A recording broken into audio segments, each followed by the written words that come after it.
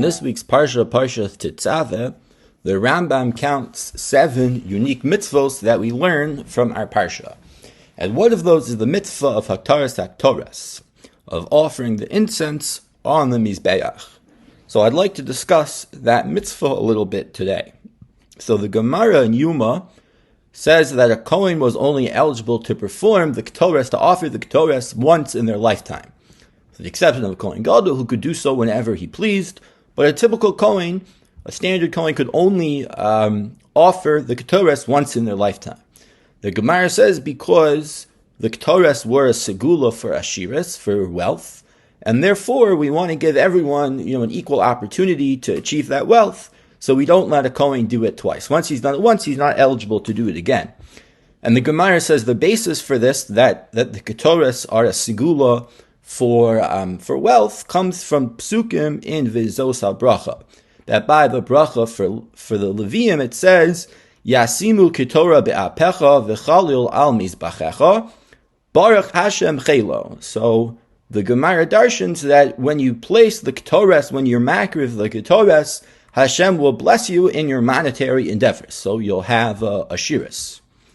So it's interesting, another area where this halacha comes up, that a mitzvah is a siman for ashiris, and therefore a person is only eligible to do it once, is by Brit Mila.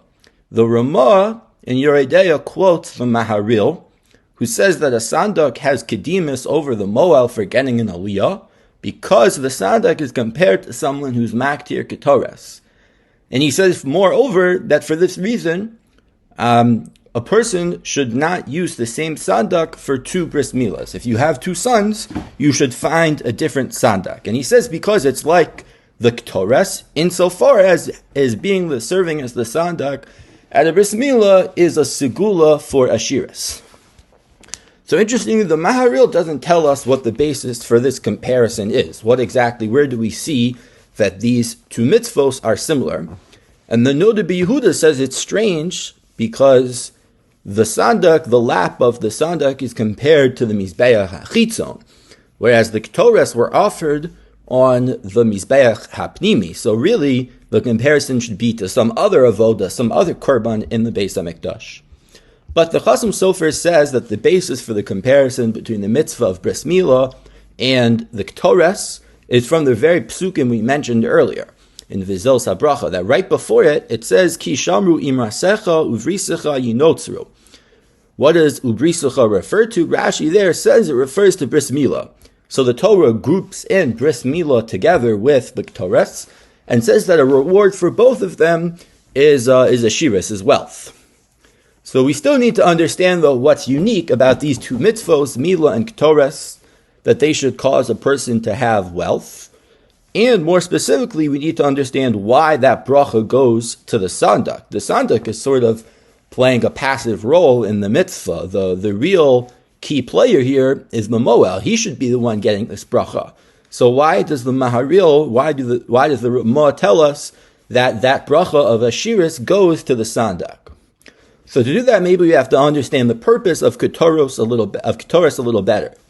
So the Sefer HaChinuch writes that the purpose of the Ketoret was lahagdil kovod habayis ulikios ma'alaso umoraso al penei kol adam.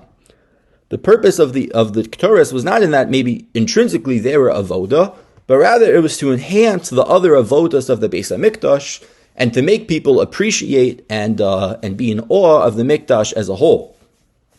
So the Maharam Shik says, well, maybe that's also the role of the sandak at a Brit Mila. The moel is the one who's really performing the mitzvah, but the sandak is there to make the people around appreciate the mitzvah more. Maharam Shik explains because you can imagine if the father or the mother had to hold the baby themselves, they would probably be distracted by the tsar, by the pain of the baby, and they wouldn't be able to focus on the beauty and importance of the mitzvah. So the sandak sort of does that burden for them, and therefore allows them to appreciate the mitzvah as a whole. They're more removed from the pain, so they can just focus on the beauty of the mitzvah.